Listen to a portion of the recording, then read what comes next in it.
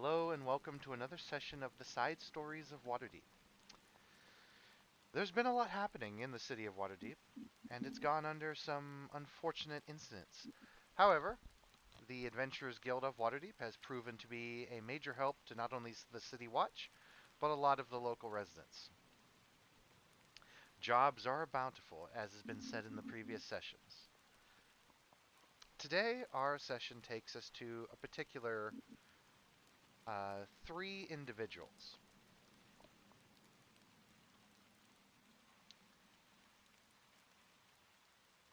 One of which is our player today. The other is a fairly middle-aged woman dressed in leathers very similar to our young hero here, except however she has more of a authentic kind of look to her rather than more of a roguish look.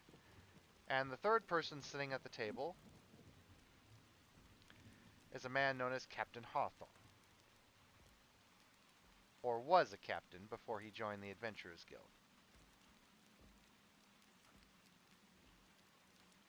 You sit around in a open tavern-like area of the guild house. There are three levels on this area. Each one has a tavern, a restaurant, etc. Above is the grounds of the normal guild, along with the outskirts of the training house, etc., etc. Down below is the main offices of some of the guild leaders and masters. You are currently sitting enjoying a nice drink and a nice meal in the guild house, and it is always, as always, very, very exquisite.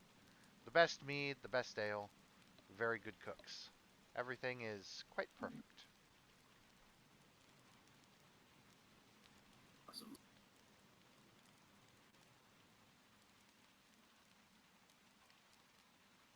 Tell the audience what your character looks like and what he is currently doing here in the bar.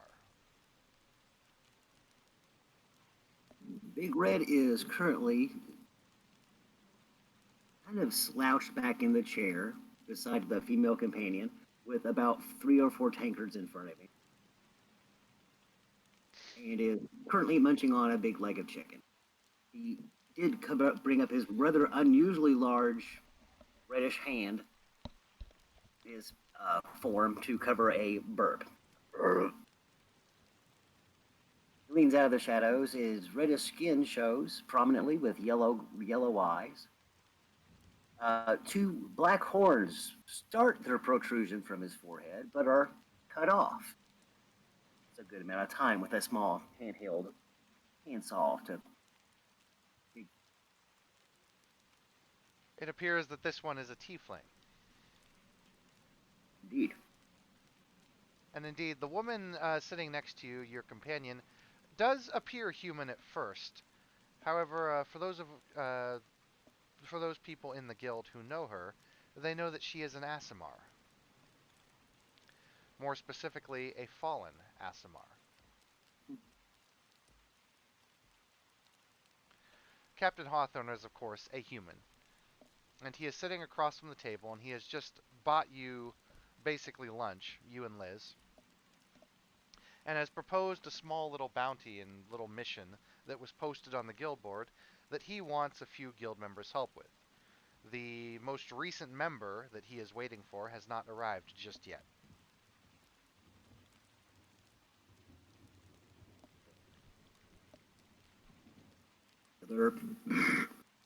What are we looking at here, Captain? It's a little bit of a suspicion here is what I'm getting at. Okay. So do you remember last week when we had a few of our guildmates disappear? Yo. Well, I don't exactly know what's going on. I've seen a couple interdimensional things pop up or whatnot, but apparently they're stuck somewhere. At least according to some of our scribe buddies downstairs. And we don't know where they are. So they're gonna have to fend on their own for a while. But I did find out something interesting. You know a lot of the rumors going around saying that Lord Neverember left a vault down underneath Waterdeep somewhere? Ah, that sounds like a childish fairy tale to me. Everyone wants to think it involves and big caches of gold and stuff like that. But of course, we've heard about Well, whether it is or not, we got a lot of the local gangs in the city scrambling to get to it, and we are getting hired out like wildfire. it. Hmm. Just recently, though, there was something that caught my eye. The city's been under recent stress, meaning that people who sell things like potions and magic items and armor and all that and equipment are people who are definitely getting some good business. Heck, even we're getting good business in our run. So why is it that one of the most popular shops, one of the best potion shops, all of a sudden closes shop? That doesn't make much sense to me, and I've seen him close for several days now. I kind of want to get to the bottom of this. Not only that, to add on to it, the local widow who lives right next to him, apparently she wants to hire out some members of the guild for a particular, oh, shall we say, missing person. Apparently her daughter's been either kidnapped or taken somewhere, and he wants to put me and a few other of our, shall we say, investigators on the task. Do you think there's a connection between people possibly missing from the alchemy station and the people from the same street there? I'd put my life on it. Yeah, I would. All of a sudden, a bunch of shops closing up, people start disappearing. Something's not right over there. I've been hearing a little bit of whispers about some sort of shadowy organization coming into Waterdeep, although we haven't seen any signs of that yet, and City Watch has chosen to remain quiet. What we do know is a Hmm. lot of the local gangs are going crazy over these rumors. So there might be some fighting in the streets pretty soon here, unless things can be kept in order. Sounds like someone's moving marketing, trying to move marketing black market. I would agree. It's definitely starting to expand here. We were just starting to actually get it down when that demon attack happened, and now we're kind of back to where we started. Oh no, this sounds fun. This sounds fun. No, nothing squirrely, no tentacles. We don't have to bring a mop for this one. You're telling me. Good to get on the street. Reaches for a hat. It Game Master, please can tell me what the hat looks like before I put it. The hat can actually look like whatever you want it to. Its effect is what I will tell you. Pop it on his little head. It's not as well. His head's not. And assumes generic form, which is, I assume, a human male of pretty much a little bit smaller. Big Red's a large person. What does the human form kind of look like? That might be a good idea. We might want a picture of it.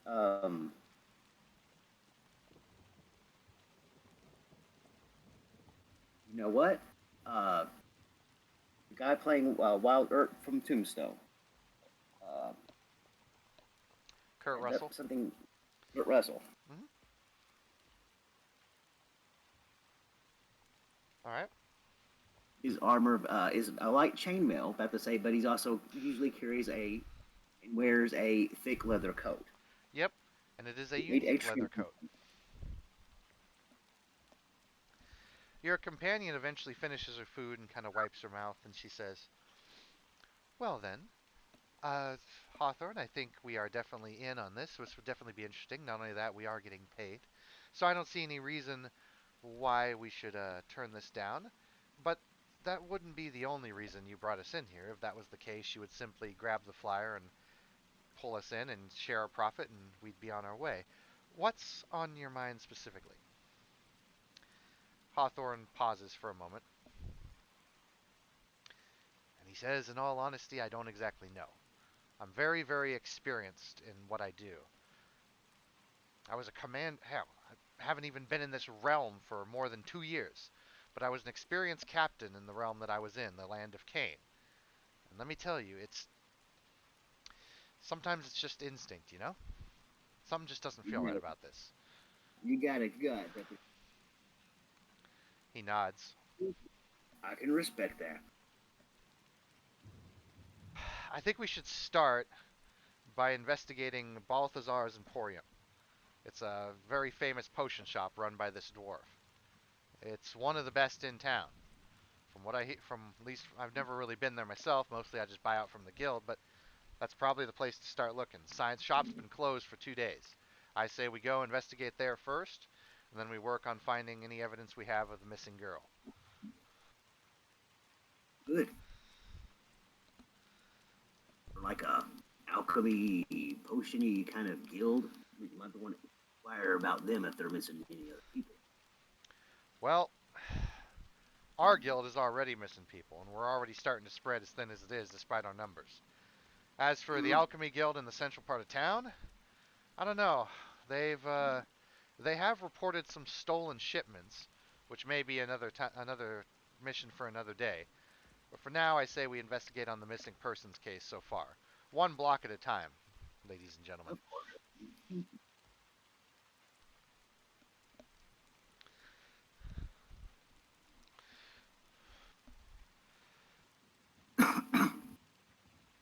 Airs and gear. Probably goes to his room and gears up. Gets his little. What kind of gear does he have? I don't need to carry like the bedroll and that kind of generic items, but I would like to carry a couple mundane things. His main gear would be a battle axe shield on his back, rather large 6-shooter handgun. Looks, I imagine, a little magically and a little bit slash steampunky. Mm-hmm. He is a gunslinger. Yep, it is definitely. It looks pretty much how you would imagine it. It's your own gun, so it looks how you want it to. I do want it to have the cool flip down. If you've seen like Trigun, it's pull the latch and the gun barrel drops down, closing the 6 shells. They kind of pop out and load it from the top, so to speak, then flip the gun back up. Mm-hmm. So it is a breech loader. Yeah, is that what it's called? It's a or open breech. Like, I'm about to say I can't. Trigun. The anime has Mm. and And even shotguns usually. and even then, his gun is technically double action. Boom, boom, boom.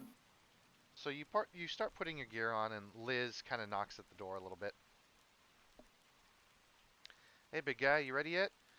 We're gonna go meet Hawthorne's contact, another one of our guild mates, and we're gonna be ready to head out. This is the first time I've worked with these two. You ever seen them around or worked with either of them? Aw, the captain's got a good rep since we're new here. About this, but everyone has a good. Assuming, tell me if I'm wrong. I hear he's got a good rep. Oh, No. don't let out Cindy. Don't let out Cindy. And Oh, oh, immediately oh. a small tabby cat tries to run out from underneath my bed and out the. Liz immediately reaches down and grabs the cat and closes the door with her foot. She Oh, brings the there's cat. Cindy. She brings the. And then Yeah, she closes the door, brings the cat back. 2 or 3 other cats make their appearance. She says hi to them and starts petting them, and she says, "Yeah, from what I understand, he's very experienced. Although he has not been a member of the guild long, he had a lot of experience in apparently a city called Corvus for a long time. It's not even on this plane. It apparently was on a different plane, similar to Eberron or some one of those. I've never actually been there myself, but I have not left the Forgotten Realms, as you know." Big Red simply smiles. I believe I'm going with left on a doorstep. So Big Red doesn't quite know where he came from. He was a doorstep baby.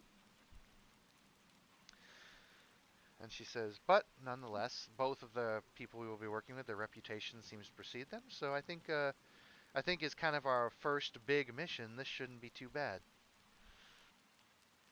Sounds like cake. If it's just not cake. That's a rogues and suffer sneak. It's almost easier banging on a werebearer or something like that. You know what they're gonna. Hmm. Talk to your pops recently? Oh, I need to write him a letter. He is in where should he be? Actually, your pops is a member of the guild. He's one of the oldest. Okay. He's one of the older, more powerful wizards in the guild. His name is Ganon, and he is currently working on, at least last he told you, was currently working on some sort of chronomancy spell. If he's possibly available, you see if Liz wants to come with me and just give him a knock on his door and go in and say, "Hey, I'm going to go do She, this." And yeah, she gives a shrug and she says, well, "Sure, come on, big guy. I'll walk with you here. Besides, we'll probably be gone all day. Might as well get in the last word and before we head out, you know." Come on. And you two walk down the hallway. As you traverse the guild halls, you go down. The offices are actually down, and the more business side of the guild is up. As safer. you traverse a lot of the marble and stone staircases that lead down into the darker areas of the guild house, which is a very large manor at this point, you notice that. Go ahead and make a perception check.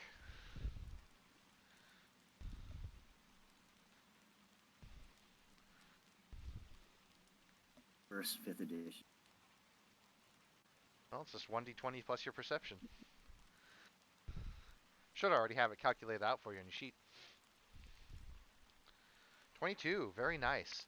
You notice that these walls are indeed chanted with magic, and you can see through your sight very easily where they are. And when you see all of this, you realize that it is definitely dimensional stretching magic. Almost like a way to Um, compress everything.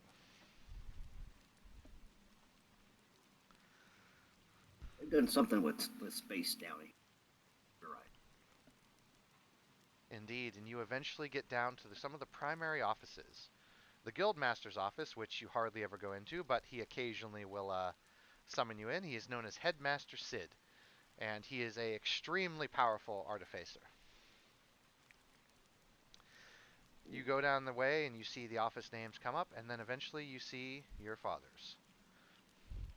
Before you even knock on the door or even think to do anything, the door opens, and you hear an old man's wizzled voice. Come on in. Hey, Pops. Ah, my boy. Good to see you. Ah, and Liz, you too. He comes over and he gives you both kind of. He gives you a pat on the shoulder, but he gives her a big hug because he knows you don't I, like him. I look over at what he had for breakfast. He had what looks like a very nice slice of ham with some eggs and some kind of ale or mead. You're supposed to be eating. You need to eat less. More vegetables.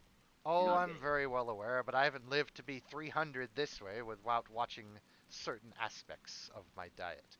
A man needs to enjoy himself every now and then. Blinks a couple times. Oh, So, yes, I'm actually glad that you stopped by. I actually had something for you. And he starts looking through his office. His office is a very interesting one. It's actually fairly simple. It's gray stone with a library shelf. It has a spinning contraption of a sort. It almost looks like a cross between one of those old globes that you'd spin and look for, like old world globe maps. But it's got a bunch of metal cylinders spinning around it, and almost looks like some sort of weird magical contraption. the He also planes has, possibly. yep, he also has an alchemy table, and he also has some other magical implements that you've seen here and there. His staff is leaning on the bookshelf, and he's looking through, and he goes over to the alchemy station. He pulls out a couple potions. He hands two to you and two to Liz. And he said, just potions of nice little unique potions of healing I've whipped up. Uh, just to let you know, you can write this down somewhere. You have two potions of special healing, 2d8 plus 4. Got it. And he Hold says, on. Where the hell's the gear on this? I've got a new sheet. Sorry. you can write it down anywhere. I can also give you a note in roll 20 here. Hold on. I found it. Oh, and you gave me some basic stuff: torch, traveler's crowbar.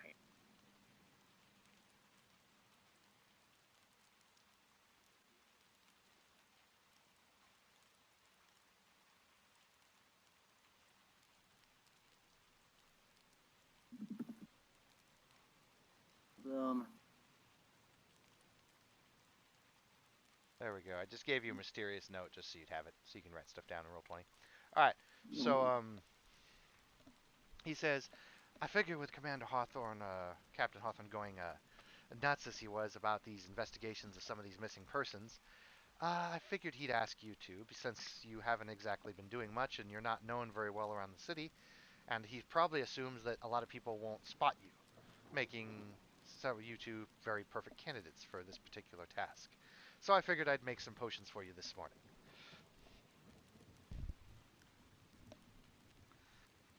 makes sense, especially since the guild pumped out a little extra cash for this cool hat. You like I'm gonna that? assume, I'm gonna assume that the guild gave me the. Oh yeah, yeah. Everything you got was from the guild. The way the guild usually works is when you go out and do a mission, they'll let you keep anything you find. Just that your overall pay, 25% goes to the guild as part of your the compensation, because the guild will supply you with weapons, items, and other things at a discount price, and they will also provide you with aid, and they also give you work, and they throw your name out there, etc., etc. Heck, they'll even give you places to stay and room and board. So A quick plus, question: what does the hunter's coat do? Because I'm it's does it do anything? Because I mean, it says a tuned magic item. it does actually do something, and let me get it for you here just a moment. Or do you want to? Because I will get it out for you.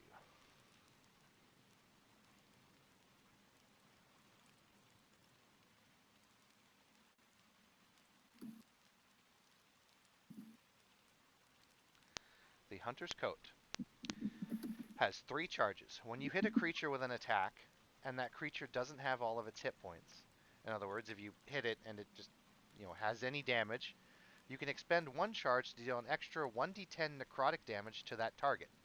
The coat regains 1d3 expended charges daily at dawn. a little extra bump, Yep. melee damage, I assume. Any damage. Oh, cool. So I can aim it or pap it or view it.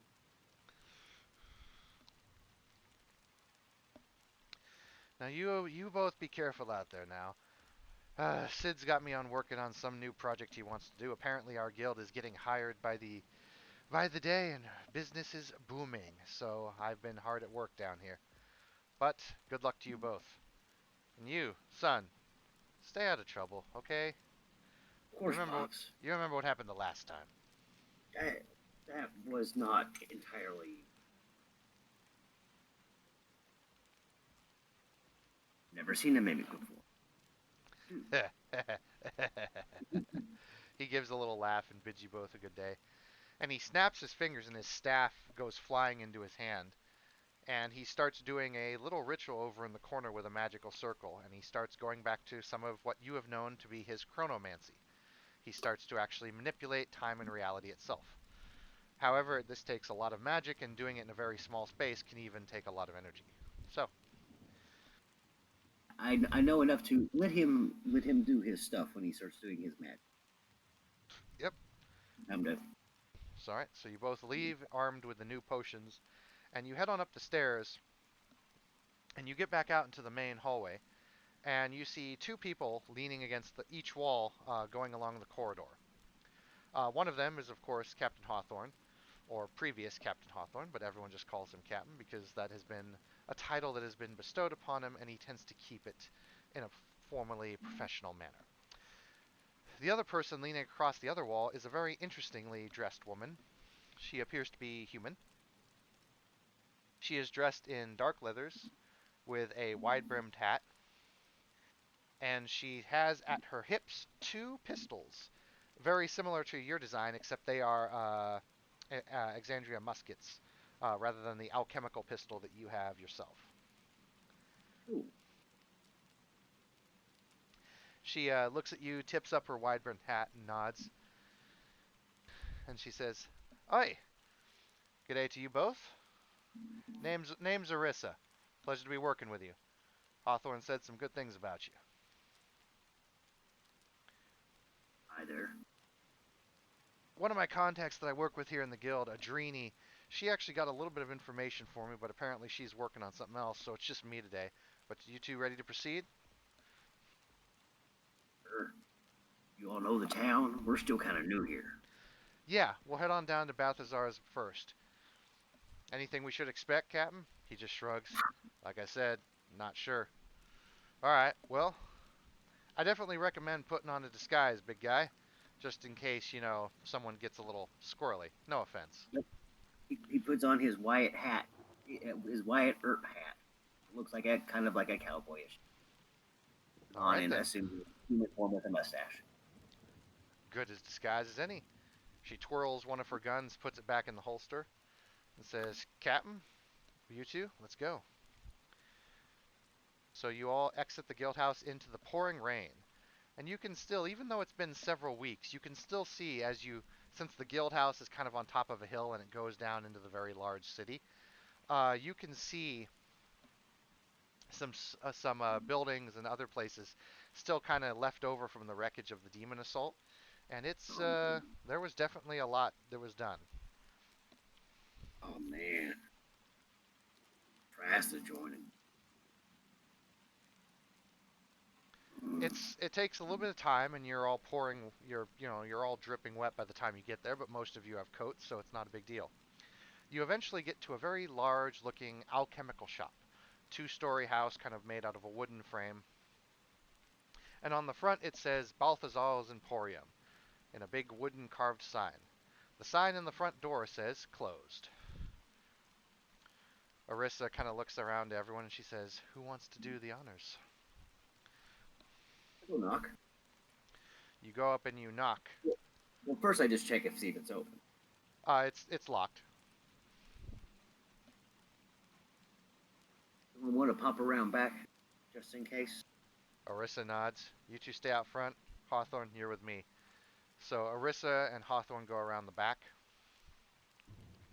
Liz will be in the front. I do good Yep. old bam on the door with my. You knock on the door. There is no reply. Hello. It is stunning silence. Somebody obviously on the street. Yeah, you're out on the street and it's just in the rain. There appears to be no one else out on the street with you, though. Give Liz a little look and just kind of put my hand on the knob and look at her like, do we want to go on anyway? She says, "Well, I suppose we should just let ourselves in. Stand back, big guy. This needs a more subtle touch."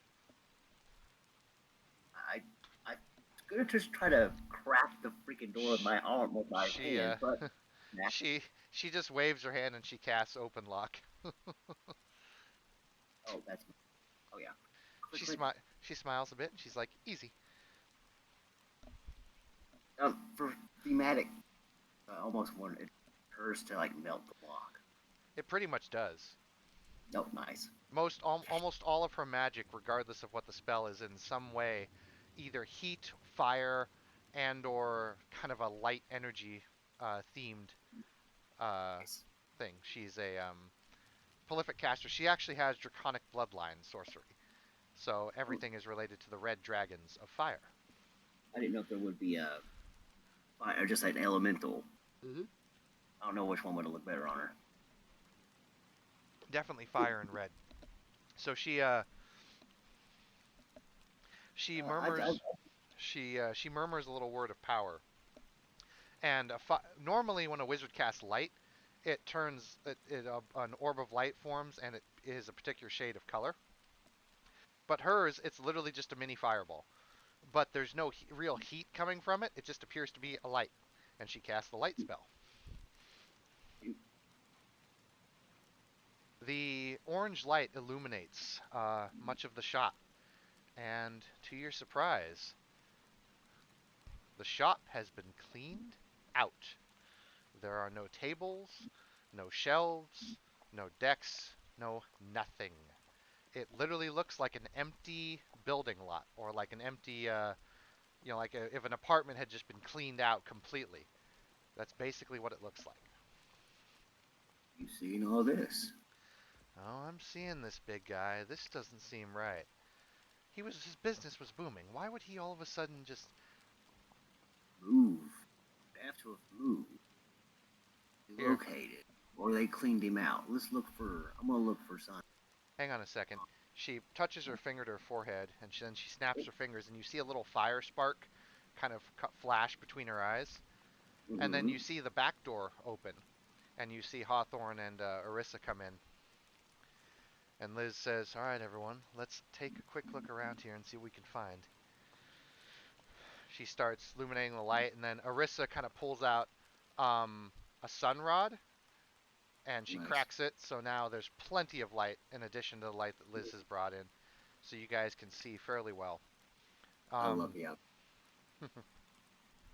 so go ahead and roll me a perception check, and I will roll for the NPCs here off screen.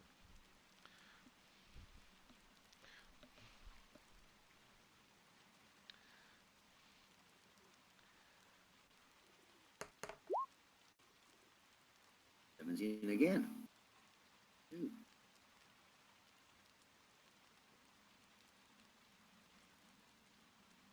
Just a moment here. And I'm kind of mumbling off screen while looking around. I'd say I'm hoping he didn't just But she is move. a, yep, she is a Didn't detective. just change location. Didn't kill anybody. 20, 29. I'm rolling for everyone here just to give you a fair chance. 12.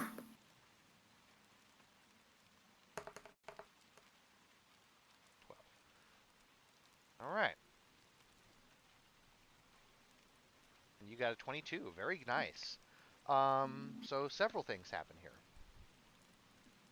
Orissa manages to find a little bit of scuffed paint over on the wall, and it doesn't really seem to connect anything. Like you can't really piece it anywhere. It just looks like someone maybe was carrying something and scuffed the wall a bit too hard, and it left behind a little bit of a scratch mark.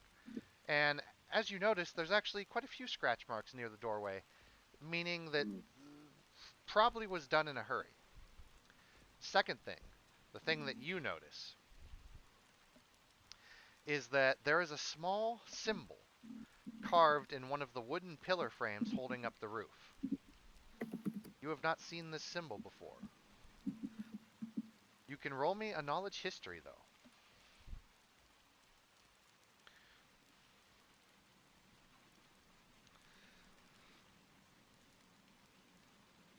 Change that. Uh, what's my proficiency number at this level? 4. I haven't checked. +5. Oh, natural one. Not my area of you've expertise. you've never seen this symbol before. Mm. Hawthorne eventually looks around and he finds another symbol carved into one of the wood pillars that's just part of the frame, and he also finds this symbol. After a little bit of discussion, Hawthorne says, "Wait a minute. I know what that is. That's a symbol often used in cults that worship the goddess Tiamat." I've heard of her. Indeed. Apparently, recently in the recent years here, the legend says that she has been confined to the nine hells, but that has only made her more angry and her followers more devout. That's interesting. Why would Balthazar, of all people, have these etchings carved into his shop? Unless, of course, he was a follower himself, but Balthazar was always a rather hater of dragons. His family, supposedly, at least from the story when he was told, coming in here and setting up shop, everyone knows that his family was killed by dragons. I don't understand why a man like him would worship them, or least of all, worship the chromatics. Was the cults marking their crime so other groups wouldn't interfere? You're thinking that maybe Balthazar was forced to move?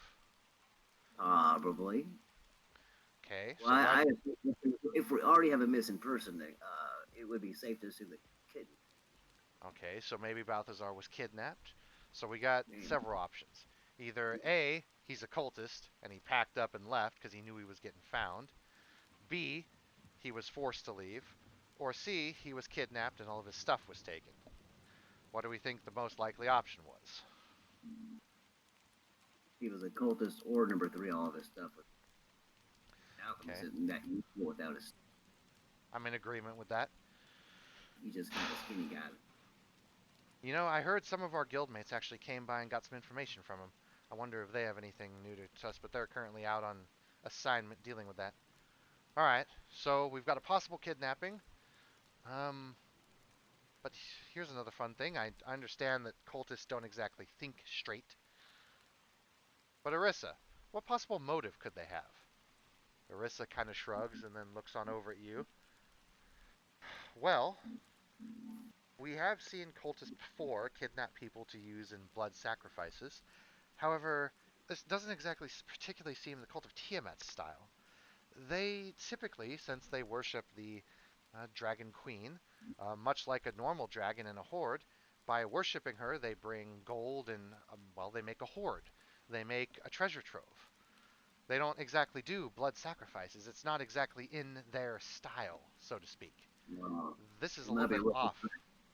They might be looking for the mystical treasure trove and actually do the quotation marks. I'm a skeptic.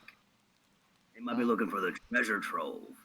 The cult of Tiamat, then picking up a local, hmm, pick up a local alchemist that has ties to the guild. Not a bad idea, even if you have to pick him up. okay. We're getting somewhere here. So that means that they're kidnapping people off the street or experts. Wait a minute, that actually makes sense. Arissa kind of taps a finger to her face and she says, "That actually makes sense." The widower Duna, she lives next door.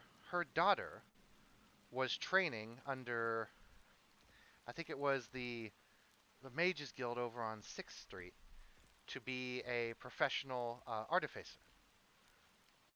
I think this is actually starting to make sense now. Maybe, okay, maybe the guild, or maybe, I'm sorry, the cult is He would have been kidnapping a double. specialists. Yeah, maybe kidnapping specialists, people who can help them break into a vault door. It's rumored that the vault has an unpenetrable door, at least if you believe the rumors. I check very low. They might be very local then. Grab what you see. Right. Or she could have been just a attack. Well, shit. That means they would have had to have been here a long time. That means they would have had to have actually been here during the demon assault. Mm, really, just the only. I mean, for sure, only thing we know the date of the kidnapping. Right. And this has just happened recently. So why now? Maybe it's because they're afraid everyone's rushing to try and find the vault door, that everyone's scrambling for it? Could be. Okay. We'll talk on it. Again, I think it's just rumor, but maybe someone's dropped something into the kettle. Yeah, Liz kind of pipes in and she says, "Well, we could start by questioning a few of the people who may have seen the girl last and figuring out what exactly she was specializing in. That could give us a clue as to maybe where they're either A, holding her, or B, what they wanted her to do for this supposed vault finding." Balthazar's people. You got any people? Apparently, Balthazar did have someone. He actually has a local connoisseur who does a lot of his trade routes. In other words, he brings in the carts, brings in all the shipments that Balthazar needs to make his potions. In other words, Business, his material provider, a business buddy.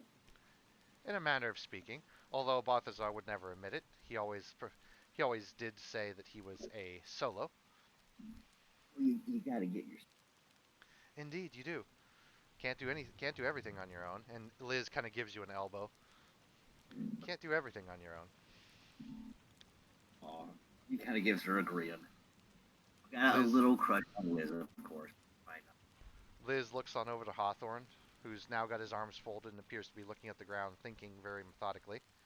And she says, "All right, boss, what's next?" And he says, "Well, all right.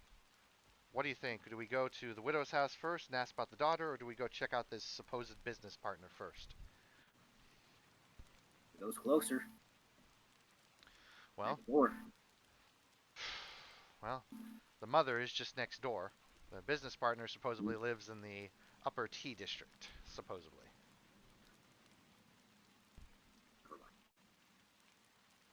All right. Let's go talk to the mother then. He nods. Close up shop. Let's make it look like we weren't here just in case.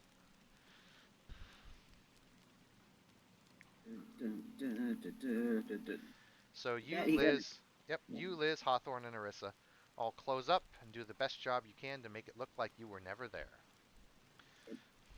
side moment as we step outside with the other gunslinger. Say what? As a quick aside to the other gunslinger. You say her name was? Arissa. Larissa. Larissa. What are you packing there? Oh, what, these? Standard issue mage locks. And you can see Well, that with your sight, they are glowing just a little bit with magic. Unlike unlike your gun, which is an alchemical device, which is a very unique gun that is actually very, very rare here in the lands, even to the far lands of Exandria, where a lot of the weapons are prized. Your gun is an alchemical weapon that has been manufactured and is still fairly a physical make. Her weapons are indeed magical and possibly even blessed. ooh. Oh. It smells like, oh, However, you got however, they are dual shot rather than six shot like yours. reload. Boom, boom, reload, boom, boom, reload. Hmm. All good. Very nice. She reaches down into her coat pocket, pulls out a cigarette in the pouring rain, and lights it with her fingers. In other words, much like Liz and when her fire comes up, except when Arissa's fire appears, it is a verdant green. Oh, neat. Everyone's got little tricks. She lights the cigarette, puts her wide-brimmed hat back on, and she says, "All right, ladies, gentlemen, let's head out." You head on down to the next house over, a smaller, much more kind of conservative-looking house.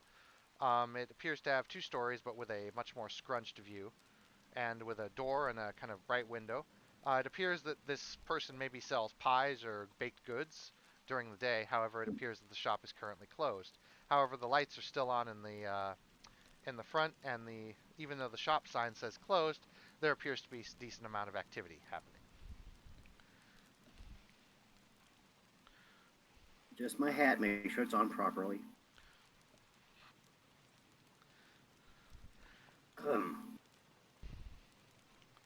Liz Knock goes on the up and door. Yep, Liz goes up and knocks on it before you do. She's like, "Haha, too slow this time, big guy."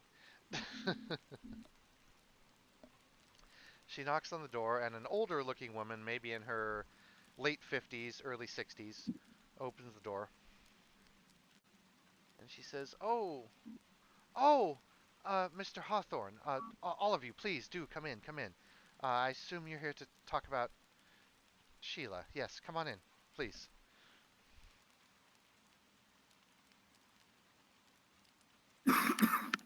You sit down, and this is a cozy, quaint little home with a nice little pot of stew boiling over a fire, and not much else. Very typical. If you've played Elder Scrolls, very typical Skyrim-looking home.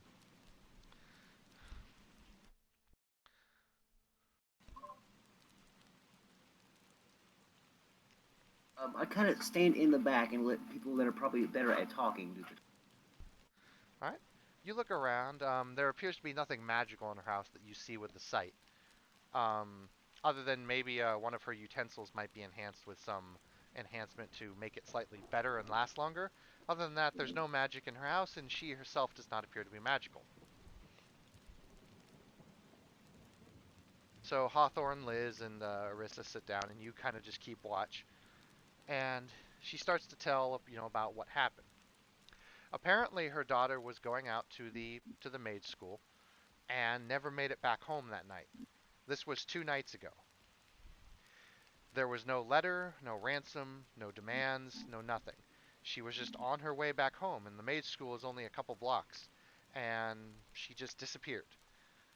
They didn't find any sign, they haven't found any clothing. It's just as if though she just up and disappeared.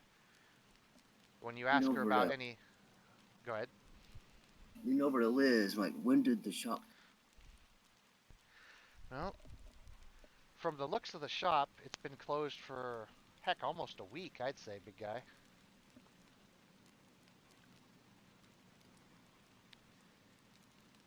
And they, I mean, I mean, you remember how much dust was in there. Looked like it hadn't been disturbed in a while. So I would say at least maybe 3 to 4 days. lean back and wait for.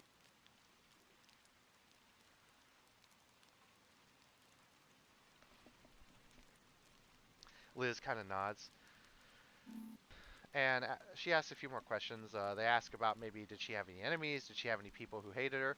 Nope. She apparently was a very good student, and they were getting excited to actually promote her to the title of Apprentice Artificer. And then Arissa asks a very interesting question.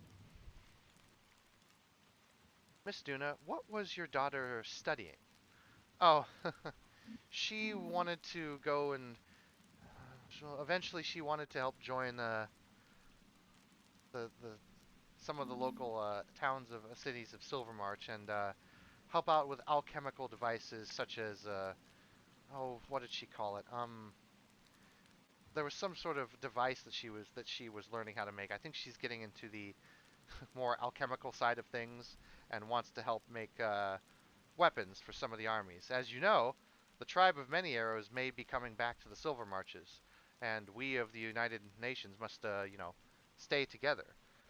Waterdeep, Icewind Dale, etc. We all have to stay together because remember what happened last time.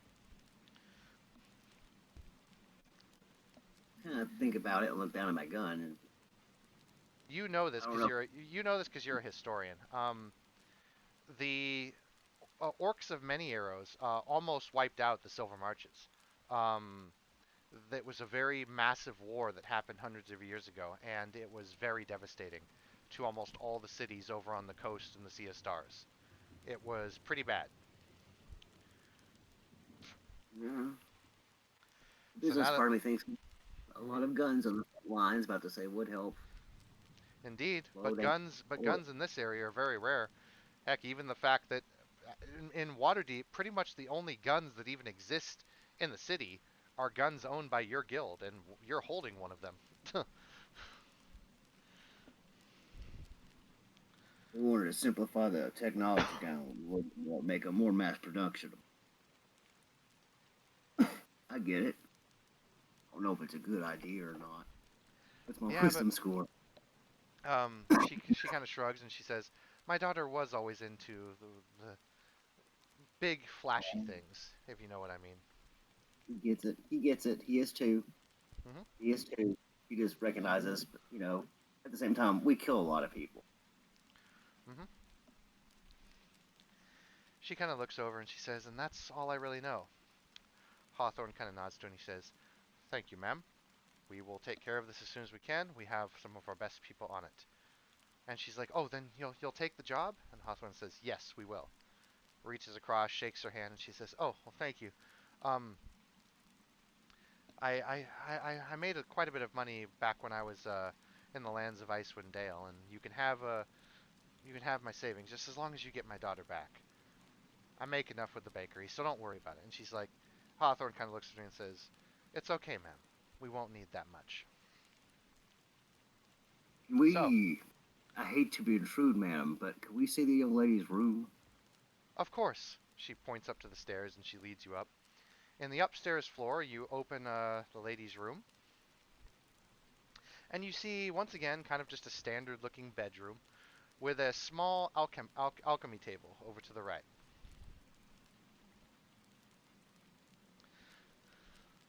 Parchment's expensive, but this is an alchemist. Let's see if we can find a diary or anything odd, like little Tiamat. So I doubt it. you look around as you did last time. You don't see any trappings or any signs of Tiamat. However, you do notice something. The girl has indeed been very good with potions, and you notice that several potion bottles lie on her desk, and they are indeed magical. What does she need these for? That's interesting. Liz picks ones up, kind of looks at it a little bit, and she does a knowledge arcana check. Was the young with lady advantage. also? Well, Liz is doing it right now, and Liz makes it. Liz kind of looks at them and she says, huh, this is interesting. This is Alchemist Fire, but it looks to be a much more unstable version. In other words, typically, big guy, if I was to throw an Alchemist Fire, it would be like me throwing a fireball, right? Well, A little, yeah. apparently, this version, when you throw it, it explodes in fire. And I do mean explodes. Bit more bump. We're talking like a lot more bump. Quite a bit. This looks pretty stable. I'm amazed that she was able to make a potion with her level of skill that supposedly everyone's saying. She must be quite the prodigy. Expect Liz to pocket that. Well, yeah, you might as well. So you pocket one of them. It's basically Alchemist Fire, but it does bigger area and does an extra die of damage. Hmm. Don't see anything else of them. I need You to make a do, search. yep. I'll let you take your perception from earlier. Um, you do manage to find a small note, and it's hidden under one of her desk shelves. And it reads, "To my dearest beloved, Adam, I have finally started to graduate the school of the artificers. They are going to promote me to amateur very soon. Soon I will be able to start making my business, and you and I can go away and leave this city and, well, be together. After all, it's what we've been working for. I only hope that we can eventually get you away from your parents. I know that they'll never approve of us, but, well, your parents have a nose stuck up in the clouds, so to speak. I hope to see you again tonight. Meet me at our usual spot. Signed, your love, Emma." Hand that over to Liz. Liz takes a look at it, reads it. She says, "Oh, so apparently that's why she was studying so hard. They want to get out of here. Interesting." So she was probably going to graduate until she got free reign and then leave.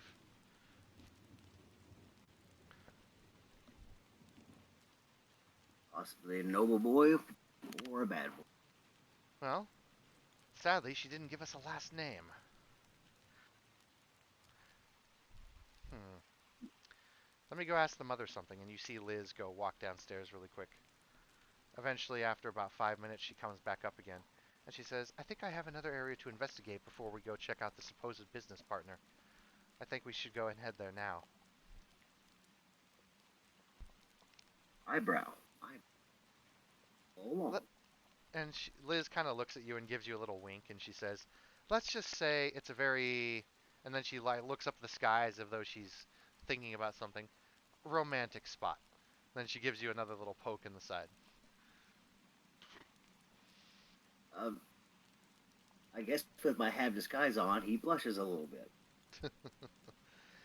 You eventually all walk down the stairs, and Liz starts to direct you around the block area, and you eventually get to this nice little, almost like a park in a city. And there's a nice little stream going through and a nice fountain and everything. Normally, this would probably be a very beautiful green and lush area, but with the pouring rain, it's become a little bit dampened and even starting to flood in some areas. But it's a fairly wide area. The rain is actually getting very intense, almost to the point where it's hard to even hear yourself think. I don't think any of us were master trackers anyway. She kind of looks down. She says, "No." And she says, "Arissa, you make anything out of it?" And Arissa starts to look around. And she says, "No, if I can get Adrini to get on it, but nonetheless." And then she looks up and she 500 says, atoms. and then she says, "Wait a minute."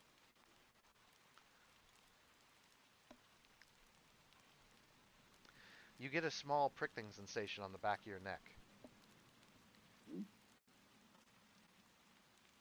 And casually goes directly to the gun and start looking around. You pull out the massive pistol.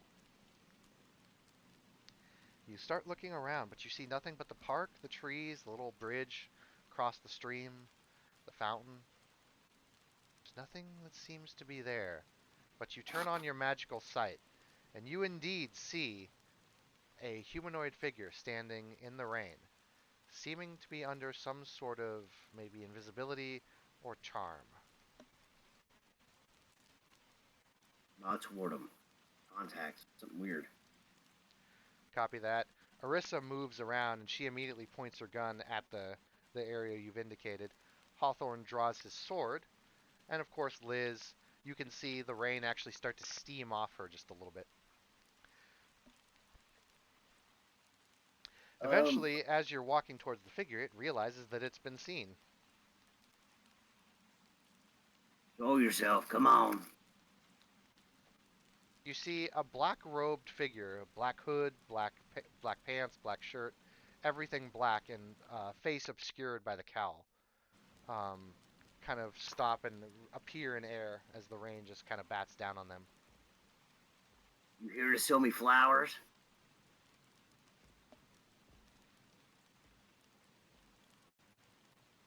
It just looks at you. Take another couple steps forward. Who are you waiting on? All croakied up in the dark. You hear Arissa's voice. Red, watch out! And the figure is going to try and throw a knife at you. Hold on a sec.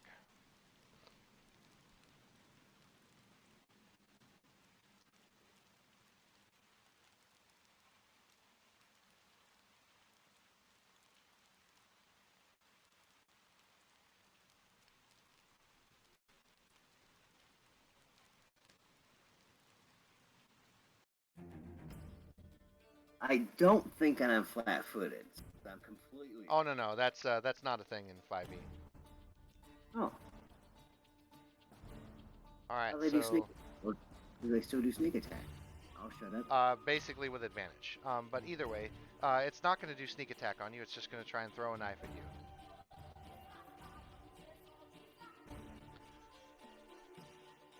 Uh, 19 does hit your AC because you didn't have your shield out. Mm-hmm.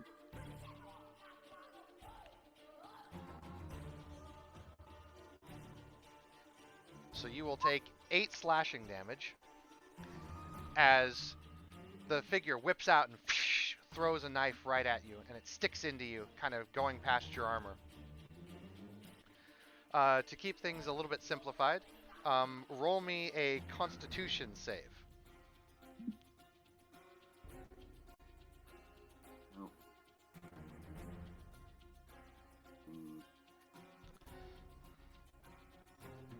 Oh. Okay. I'm reading this right. 7.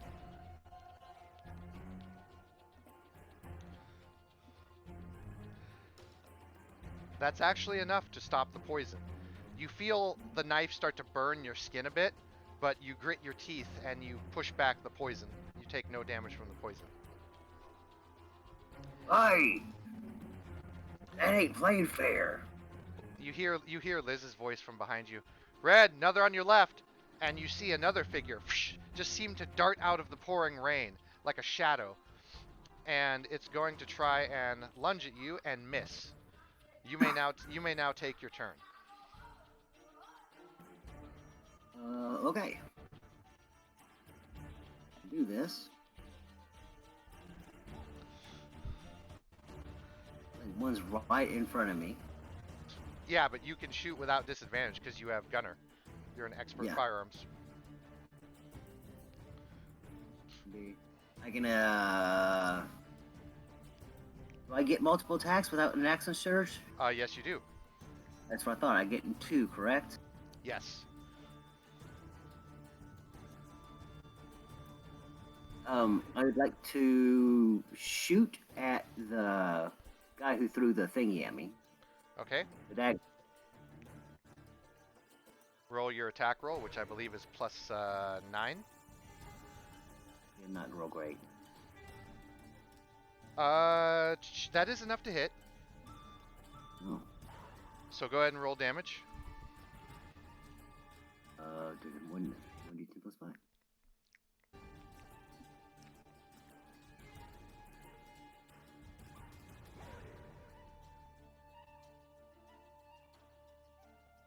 So 12 damage. You whip the gun up and Bam. boom, fire a clear shot, hitting center mass. The first figure stumbles back a bit. Now a massive hole, kind of just with a little bit of blood, kind of gurgling out. I was like, still standing. Good. He's got a couple hit points. Good for him. Spin the little gun with my left hand as a free action because I'm cool. Mm-hmm. Like, hey, and now you, slug. So I'm gonna try to thud the. You gonna punch him? Okay. You, 1d20 plus 11. I think I want to activate my Cloak. hunter's. Okay. Yes. All right. So go ahead and roll me 1d20 plus 11. Thank you. You already know the number.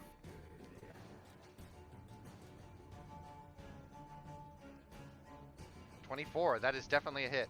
Roll 1d8 plus 5 plus 2d10. 8 plus 5.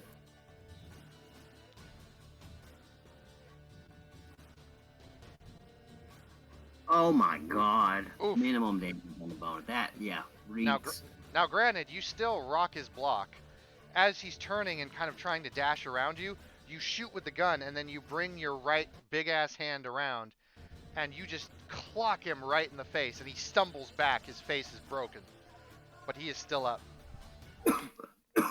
Action surge. Why not? All right, you're popping your action surge. 2 more attacks.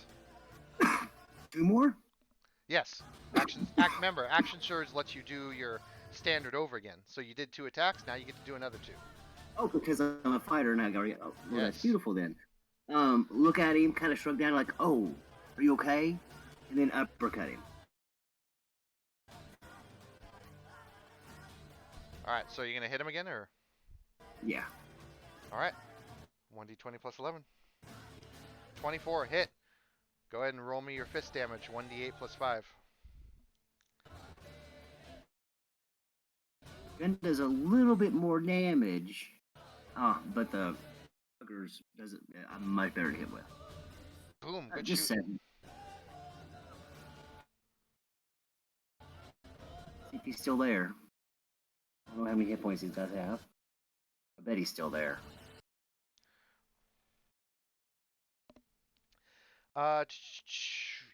No, he actually goes down. You knock him flat on his butt.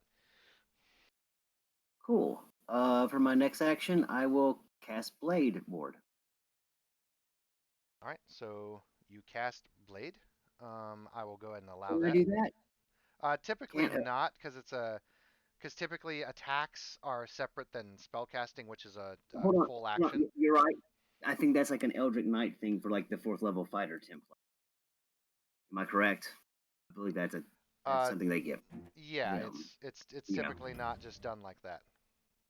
That's completely fine. Now this guy went down. Shoot the other dude again. All right. That was a D20 plus 7. D20 plus 9. 9. Do better. Do better. Do better. Better. Very good. Go ahead and roll me your damage again. D10 plus. D10 plus 5. Thank you. 12 more to that guy. All right, that puts him down. However, you hear Liz's voice come ringing out from behind you. Big guy, watch out, there's more. And 2 more just appear almost right where the other 3 were. They are just coming out of the woodworks. Liz, you just hear like this big form of heat ball just come from behind you, and the fireball hits one of the guys that was coming in next to you, and he just incinerates into ash. The other man, Hawthorne, looks at and says, Vachiastinis! And he points his sword at one, and the guy coming at you looks like he wants to go for you, but then he stops and he goes toward Hawthorne. Hawthorne parries his knife with his sword and stabs right up through his throat. You hear 2 more gunshots ring out, and you see 2 more fall from the trees as Orissa takes out the last 2. There are no more people standing anywhere near you. It is now just the pouring. It is now just the pouring rain. Any survivors? There don't Probably not appear the to be. probably not the sword through this the sword guy. Probably not the shot guy, but maybe the guy I slugged. Obviously not Liz's people. Liz never leaves the bodies. From what you can Check tell, the there. knock. From what you can Yeah, tell, there are no survivors. damn it. Hit this guy too hard. It's always nice to leave one. Search the pockets. Indeed. We need to like call the city guard or something. Well, Like give them a yeah, report or Yeah. Hawthorne's already on it. He's calling the city guard, and you're getting the bodies looked at right now. But what's interesting about these bodies is you go up to them, and they immediately start to decay. They hey, start to hey, decay right before your eyes. uh, I've been with Liz for a while. Can Liz counterspell stuff? Liz is trying to right now, and she's like, I'm having some trouble here. Shit. Damn it. She kind of looks around, and she's like, well, fuck. I couldn't stop it. I kick ass with my boot. But Ash and like Ash left or something. Well, the guy that Liz hit with the fireball, yeah, he's Ash. But of course, Yeah, it's remember it's pouring rain right now, so his ash is kind of turning into mud. I mean the guys as they kind of decayed. Do they leave bones or anything? And just ash, it seems. Yeah, that's what I'm talking about. Just kind of damn it Yep. and push my foot through it. Makes it hard to question. Fuck. Till Well, I hit knife. even though we did quite good against them, it appears that there have been some circumstances done. Oh, hey, and she comes over to you. Liz comes up to you. She reaches up and pulls the knife right out of you. And she looks at you and she says, "These are bad for your health, you know." It was raining. Well, try and do better next time, okay, big guy? Sorry. She chuckles a bit and says, "Whatever." And the guards come, you tell them your story, you show your guild badges, so the guards don't question you at all because, sometimes this is kind of typical news. But nonetheless, there you are standing out in the rain with just a wonder of what could possibly be it until you spot something in the grass. You reach down and you pick it up. You see that there is indeed an item that has survived. There is a small talisman, or a medallion, so to speak. On it is a black handprint. It seems that the rumors about a supposed shadowy organization coming into Waterdeep to try to take over might be correct. Hey, Nonetheless, nonetheless, go ahead and say your piece. I know that some. Seen it somewhere. In one of the churchy books. Indeed, you have. Although it was in not the city of Waterdeep that you found it. No, no, it's one of these bad cities. One of these bad gods. Hmm. Hey, Captain, you. This symbol in particular is a bit of a manipulation of other symbols, but this could be the work of the Black Hand. Oh, big red hated Nazis. Should I hate the Zentarum? What we know of the Black Hand so far is that they are associated with many races and many cities, but they're just rumor, a shadowy organization that just stands in the background and manipulates things with very masterful threads. But if they're here in Waterdeep, this means trouble, and this certainly explains a lot of the problems that have been happening. With that, the session ends. Thank you everyone for watching. This has been another Side Stories of Waterdeep. What will happen next?